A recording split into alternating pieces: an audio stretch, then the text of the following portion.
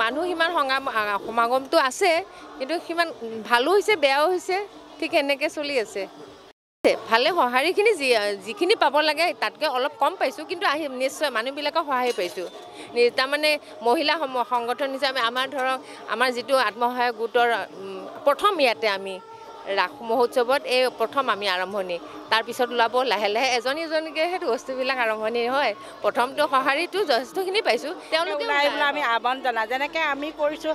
আমি এতিয়া ঘৰত এতিয়া হাউচ ৱাইফ নহয় জানো, আমি যদি নিজৰ ইনকামেদি এটা পইচাও পাওঁ সেইটো আমাৰ বহুত আনন্দ। আমি নিজে চলিব পাৰোঁ। সদায় পুৰুষৰ ওপৰত আমি নিৰ্ভৰ কৰিব লাগে, কিন্তু আমি দুপইচা ইনকাম কৰি আমি নিজে এটা চলিব পাৰোঁ, আৰু সেইটো খুব আনন্দ। আৰু সকলোকে কওঁ, সকলো আগুৱাই আহক, এনেকৈ কৰি যাওক, উন্নতি হৈ যাওক, আমি তাকে আহ্বান কৰোঁ।